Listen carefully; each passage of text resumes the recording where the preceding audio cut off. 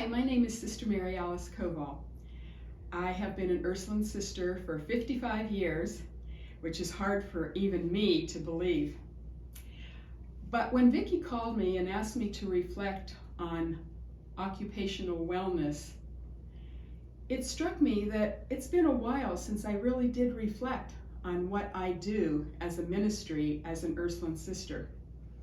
First thing I thought of was, to me, occupational wellness means job satisfaction. And so that's sort of the thread that I'm following through my reflections today. You may have heard the expression, if you get paid to do a job that you enjoy and it gives you joy and satisfaction, then it doesn't even seem like a job. And honestly, for the last 52 out of 55 years that I have been serving as an Ursuline sister, that's the way I feel. I'm going to begin my job satisfaction reflection when I was in high school. I had Ursuline sisters at Ursuline High School, very good teachers. My favorite subject in high school, hard to believe, was math. And because of the teachers that I had and their role modeling and their excitement about teaching geometry and trigonometry and all the other math concepts in high school, I saw an energy in them and a commitment to teaching math. And so my first goal as a high school student was to be a math teacher. I kept that goal for 4 years of high school until my senior year, when my mother, who had gone back to college when I started high school, she became an elementary school teacher. And of course, I used to help her grade papers and do things for her 4th and 5th graders. And my allegiance from high school students to elementary school students changed at that time. And so I decided that I could very well hook up with younger children, and that's what I did. When I entered the Ursulines, my first assignment was to be a teacher. And for 9 years, I taught in various elementary schools in the diocese. I taught almost every single grade 2 through 8. And I loved every one of them because each one of them gave me excitement and energy to do whatever I could for these folks, these little people, their parents, and the teachers, my co-workers that I worked with. One of those assignments was at St. Luke, where I'm currently serving now, and I'll tell you about that in a minute. The principal that I worked with here at St. Luke became sort of a mentor for me. I used to admire her organizational skills, the way she related to the teachers and the students, and so I made the decision to pursue a degree in educational administration, which I did. After I got my degree, I became a principal for the next 32 years in 3 different schools, and those were the happiest and most fulfilling years of my ministry.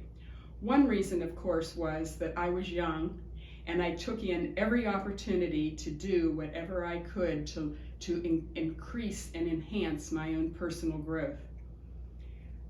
I did everything to make memories with those children and teachers and parents.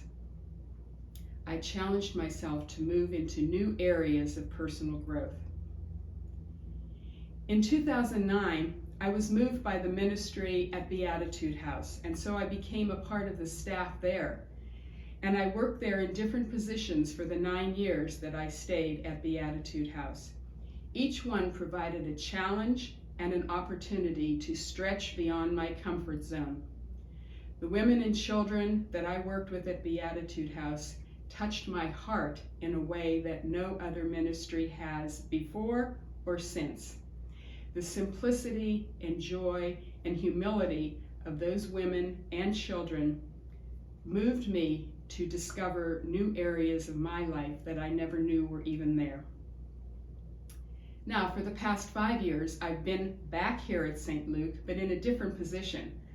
I am now the parish leader here at St. Luke, which is a relatively new position in the area, in the diocese, among the Catholic churches. In essence, what I am is the administrator of the parish. So my responsibilities include financial responsibilities, personnel responsibilities, operations, liturgy, and also meeting people in their lives where they are. I work with young children. I work with some teenagers that are here in church. I work with older people at vulnerable times in their lives during sickness. I work with almost all the parishioners at times of death, which is a very vulnerable time for anybody. I do hospital visits, and I visit people in their homes. Those relationships that I have built in the last 5 years have strengthened me to be a better me than I had been before. So throughout these 4 different jobs, and they truly were all different jobs, I can reflect on some common keystones that point to my absolute job satisfaction or my occupational wellness quotient in each one of them. Think about these things. Have you set career goals? Have these goals grown over the years, or do they remain stagnant and non-life-giving? Do they bring joy? Do they challenge you to go beyond your comfort zone? Do they use the gifts that you have to bring joy and growth to others? Are you happy in your work? Does your face show what your heart feels? Do you talk, laugh, and celebrate with your coworkers? Do you work to establish relationships with your coworkers? Do you stretch your comfort zone to include activities and events that are new to you?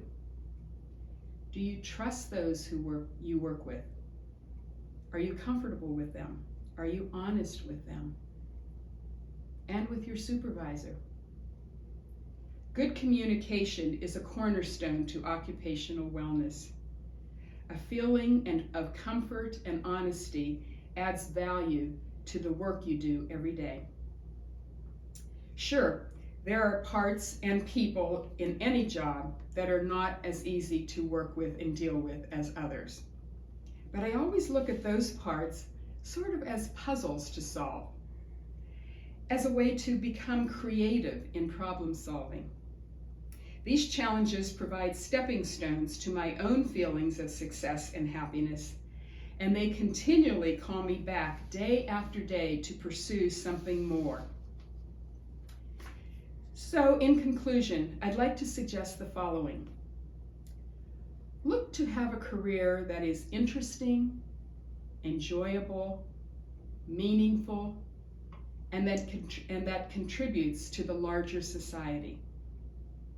I leave you with these thoughts. Do what makes you happy.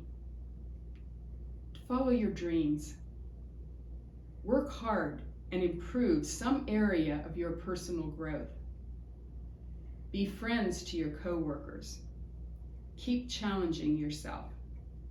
And be excited to go to work. I thank you for this opportunity to share my reflections on my absolute total job satisfaction and occupational wellness.